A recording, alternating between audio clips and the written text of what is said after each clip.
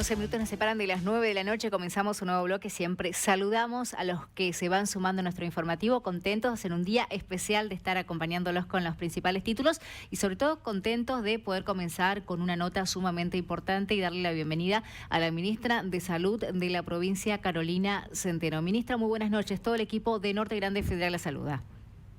Hola, ¿qué tal? Buenas noches, ¿cómo están? Bueno, es un placer poder hablar con usted, sobre todo cuando hoy se dio a conocer una noticia muy importante y es que se registró el primer caso de viruela del mono en la provincia. Queremos que nos cuente, bueno, de quién se trata, cómo fue el contagio.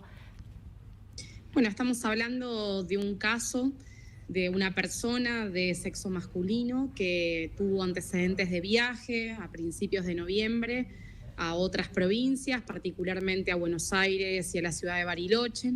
y que luego de regresar comenzó con síntomas. En un momento fueron síntomas sin definición y luego, a partir de la sospecha de un profesional médico, se realizó el análisis de las vesículas que presentaba esta persona, arrojando un resultado positivo a virus de la viruela símica o viruela del mono, como se la conoce. Recordemos que es una zoonosis viral que tiene que estar relacionada con una familia que se llama ortopox virus. Y bueno, particularmente en este caso, el paciente está en buena evolución, es una persona de 59 años, está cumpliendo el aislamiento domiciliario correspondiente bajo control de los médicos de cabecera y por supuesto de la Dirección de Epidemiología del Ministerio de Salud Pública de la provincia para hacer el seguimiento y el control de los contactos también.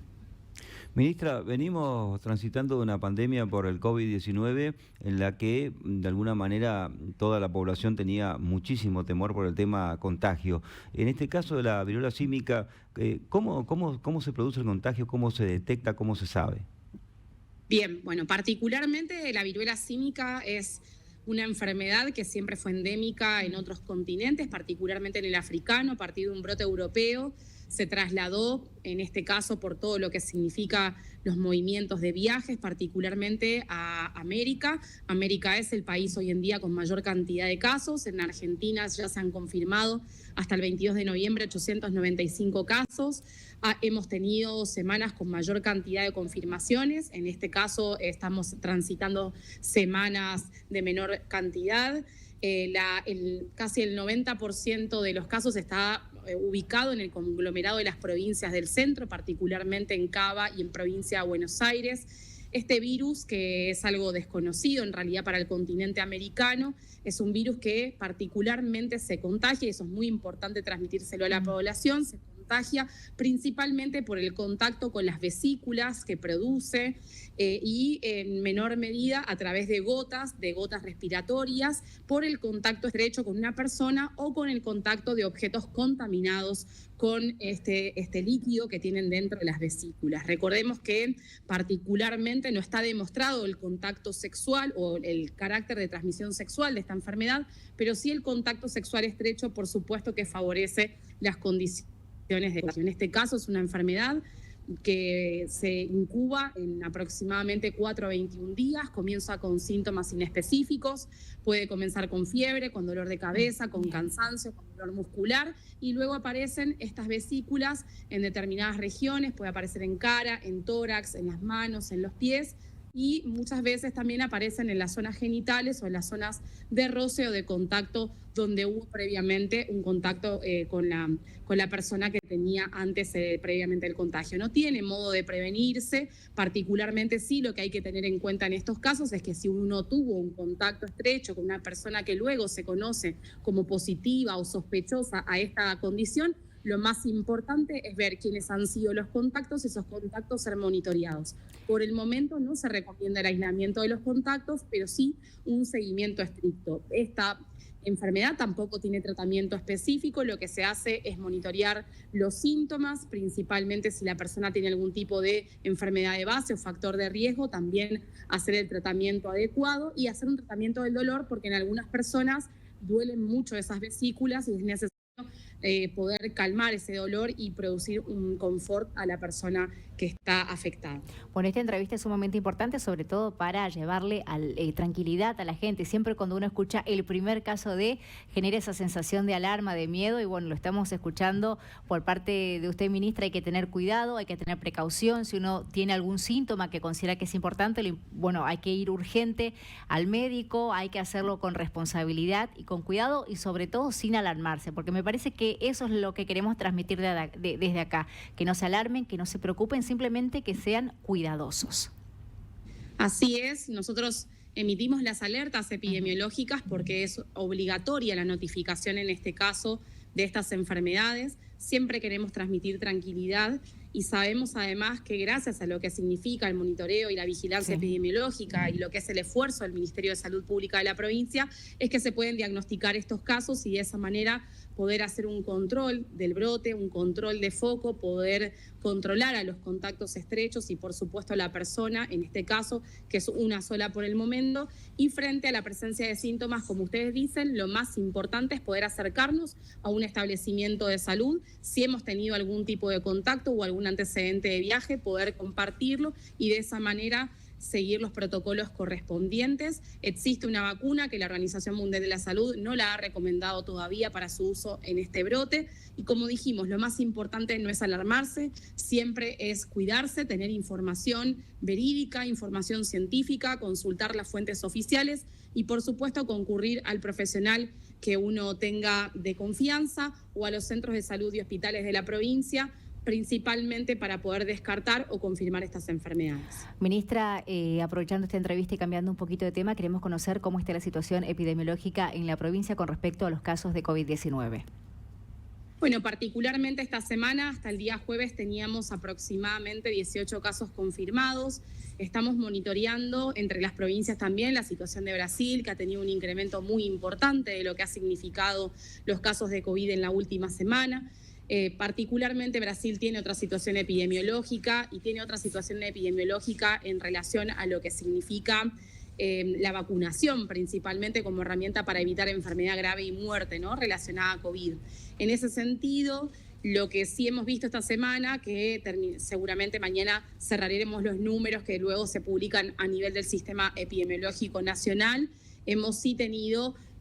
2 a 3 casos positivos de contacto estrecho de una persona proveniente de Brasil y que había viajado a Brasil en estos últimos días, así que también se va a hacer la secuenciación particular de estas muestras para ver si estamos frente a una cepa ya conocida o a una variante conocida o es una nueva subvariante. En este caso, por el momento, no ha habido otras variantes sospechosas o de interés para la Organización Mundial de la Salud. Como dijimos siempre, el coronavirus pasa a ser un virus respiratorio de circulación que, como la gripe, como estamos transitando ahora, un fuerte brote de gripe, un aumento muy importante de los casos a nivel provincial y a nivel nacional. Lo mismo va a pasar con el COVID, pero recordemos que el COVID, mientras no surjan nuevas variantes, tenemos la herramienta de la vacuna para prevenir las complicaciones y la muerte derivada. Es muy importante. Ya habilitamos el tercer refuerzo para las personas mayores de 50 años, los mayores de 18 años con factores de riesgo, los mayores de 12 años con inmunocompromiso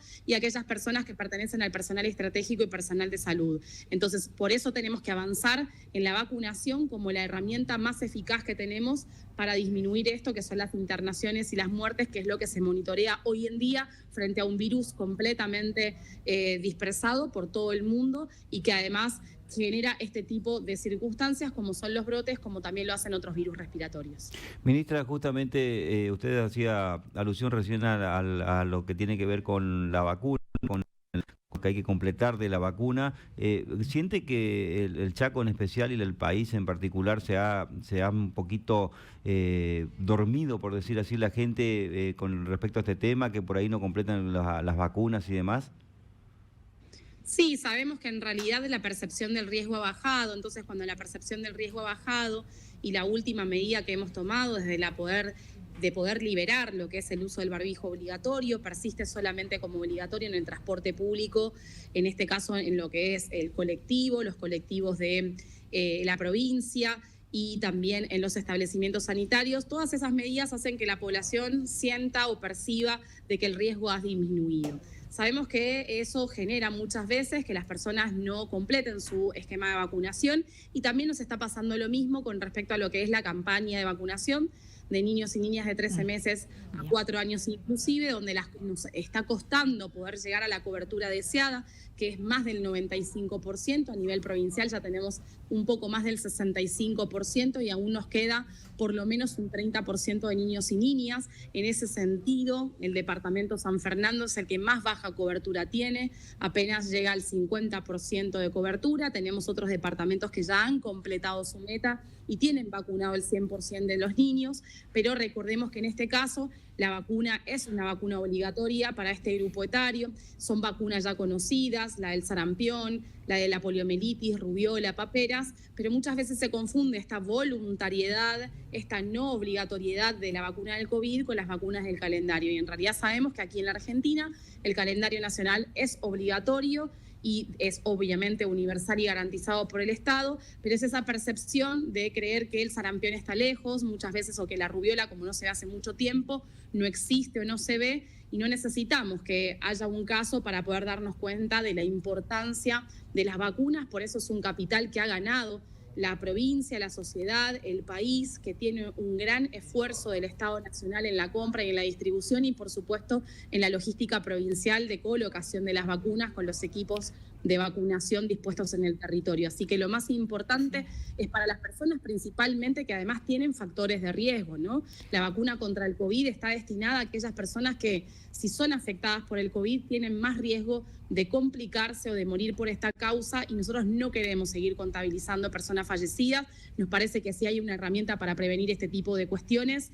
debe poder ser utilizada y estar disponible para todos y todas. Bueno, la provincia del Chaco está haciendo un muy buen trabajo y esto lo confirmó este martes la ministra de Salud de la Nación, Carla Bisotti, quien estuvo con usted. Estuvieron recorriendo, si mi memoria no me falla, el barrio Toba, donde ella dijo que hay un antes y un después de la gestión que están realizando desde su ministerio.